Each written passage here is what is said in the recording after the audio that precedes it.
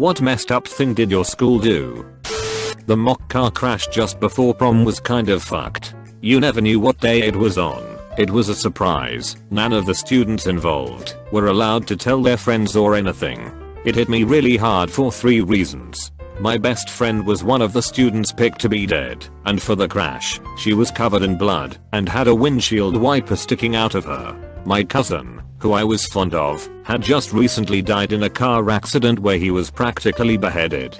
I dropped acid that morning. Every hour, so many students would be pulled from class and told to put on a black sweatshirt, and they were dead. This represented how many people die every hour in a drunk driving accident. These students couldn't talk to you. They were like ghosts. I was tripping balls, and it was a bad day. As a fundraiser last year, my school played What Does the Fox Say for a week over the PAR system during passing periods. You could pay to stop the song and they were going to stop it once they met their goal. Doesn't seem too awful at first, but throughout the week they made the song progressively louder, and by the middle of the week they had dropped the words in the song and were just playing the ding ding ding ding at obnoxiously loud volumes. Teachers started to disconnect their PAR systems in their rooms. Students were complaining of migraines. Everyone was just super pissy about the situation. You'd think the lesson was learned, but they did same goddamned fundraiser this year. Got where to begin with the fundamentalist Christian schools. Sex ed for the girls was a 1-hour session about how premarital sex is a sin, and that your husband will teach you everything you need to know about sex. Girls got expelled for getting pregnant. Boys didn't get expelled for participating in the conception. If your skirt or shorts were of questionable length, you had to go kneel down in the principal's office so he could use a ruler to measure the clearance of the hem from the floor. 4 inches from the floor when kneeling was the rule. For some reason, girls were taught that they could never be in a position of power over men. Women could lead ladies groups or children, but could never be the boss of a man, either in a church or work setting. Looking back after all these years, there really is a ridiculous list of these sorts of things that I remember from this particular school. And growing up with that being your normal, you don't realize how fucked up it is until much later. On every Tuesday, all the students went to the auditorium for an hour or so. There we had assemblies and general discussions. Nothing out of the ordinary, but there used to be this segment where all the students had to sing the happy birthday song and also do a dance. Yes, a dance. It was like Grease, but just a lot more worse. We would point our arms up and down and then towards the guy who had his/her birthday. The weird part was we had to do the dance even when there were no birthdays. TL. Doctor School made us do a birthday song and dance, even when it wasn't anyone's birthday. Edit. Kids would avoid going to school on purpose on the day of their birth. It was so that the crowd would have to sing to an empty stage. No nationwide scandals, just the hiring of a terrible person. There was a school counselor who worked with special ed students who should have been fired, but he probably messed up an entire generation of kids. I had an IEP that stated that I was allowed to leave the classroom at any time to sit in the EBD, emotional/behavioral disorders, AD, anxiety, Asperger's, etc.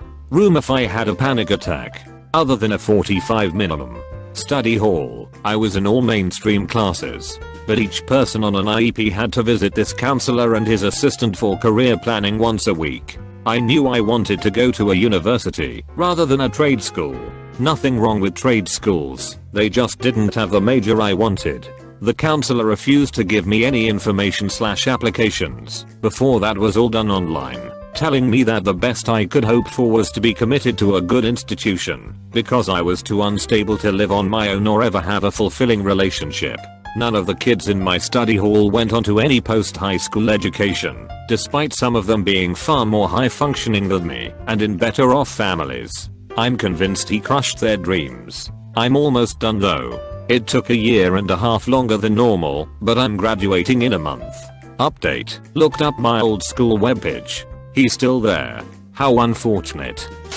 Junior high, students were locked into the lunch area during lunch period to prevent students roaming the halls. I didn't realize how dangerous it was, e.g. in case of fire, until one day some kid poured superglue in one of the locks as a prank and everyone started to get claustrophobic and freak out. They took the doors off the bathroom stalls. They thought we were going to drugs if we had privacy. So yeah, no, shit in front of everyone. That's fun. Also, this was only in the boys' room. If I remember correctly, the girls said all their stalls had doors. During the national app exams, there was a really big case where this girl cheated on one of the exams. She literally wrote notes on her arms and covered it with her sleeves. Probably one of the most idiotic things I ever heard, and what's more surprising is that she's president of numerous academic/community service organizations.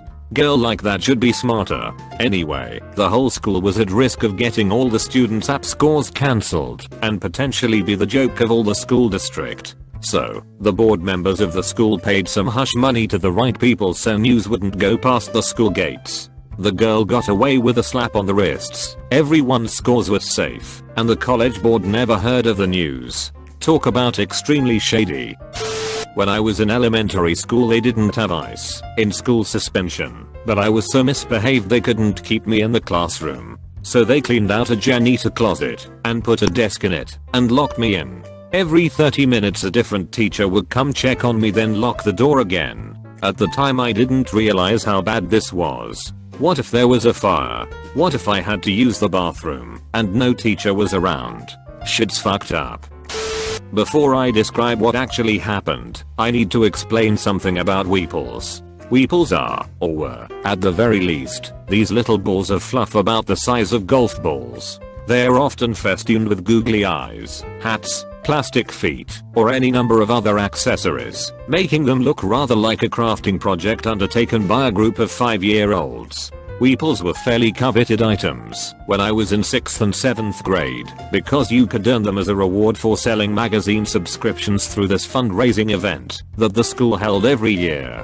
And if you had the right weeples, you actually had the chance to win a fair amount of money in one of the daily contests. If none of this is making much sense, don't worry, it was difficult to understand back then as well. Basically, you'd get different varieties of weeples for selling different amounts of magazine subscriptions. Then, every day, each weeple bearing student would be allowed to pull a piece of candy out of a hat. If the candy had a sticker on it, the student would win a certain amount of money. That amount would be multiplied by each weeple that they owned, plus an additional multiplier for. Okay, you know what?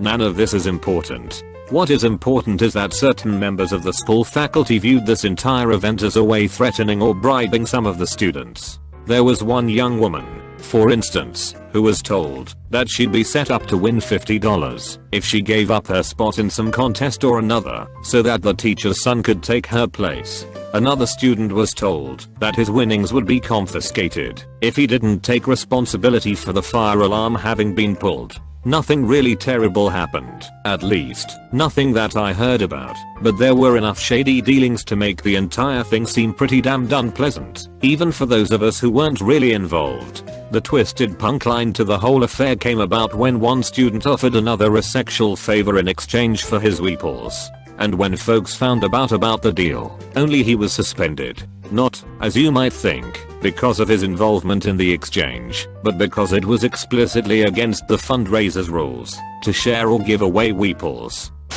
In high school, I had an extremely deceptive asshole of a boyfriend. I still can't tell you what kind of person he was, because everything he ever said was a lie. But I wasn't aware of that at the time, and I was so happy to find someone so similar to me. Another thing to note, I was not into drugs, and didn't really hang out with those that did.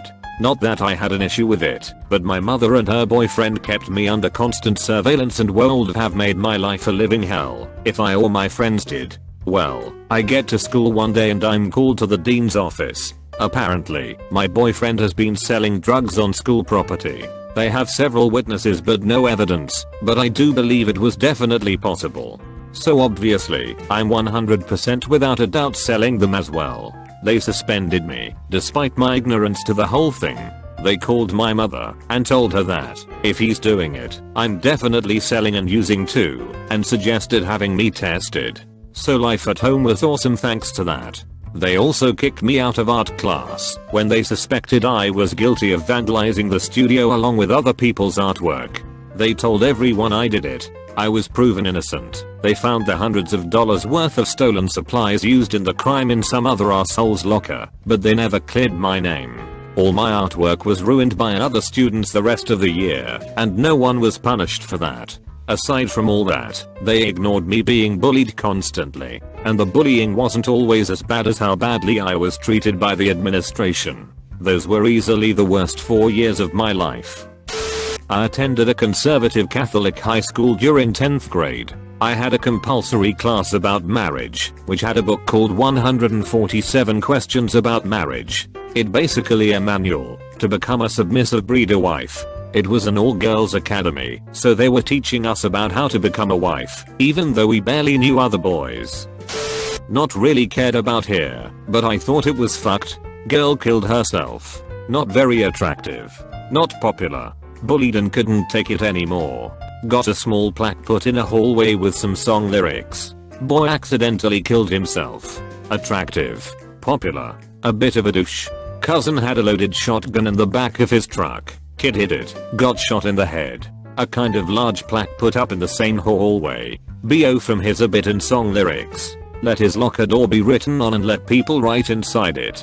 This boy made a stupid mistake sitting with a fucking loading gun next to him. Gets a bunch of praise and remembrance. The girl couldn't take the bullying and killed herself. She was barely remembered besides as a name on the wall. This wasn't my school, but my school's main rival, I goose that's what you would call it, tried to ban the color red. Like flat out no red. Shirts, buttons, hair. I shit you not, if your hair was a little too red, even if I was natural try would punish you. They didn't ban the color blue, so I'm pretty sure their school was run by the Crips. Ruined the school cafeteria. Freshman year had decent, wholesome food for lunch. By the end of the year, it was the exact same fucking shit every day. The cafeteria was basically where you met up to go off campus to get food. Really sucked for the disenfranchised kids who were forced to eat the free meal for lunch. Spent $14 million swapping the entire district out to Apple everything. Even Apple servers. Then they bought a massive swimming complex nobody ever uses. Then guess what? Time for budget cuts. The new IT director made everybody go back to PCS. Smart boards. A few posters below reminded me of this. It was a failed program at our school. The teachers all but abandoned them because the driver software was shit and the support was non-existent. Turns out a whiteboard is all you need. In my senior year of high school I was suspended for 3 days for tweeting about how I didn't like a teacher's method of teaching. The teacher just so happened to find that tweet on the internet one day, so the school took action and made an example out of me. The teacher was a brand new teacher and was a psychopath. She stalked all of the students on social media.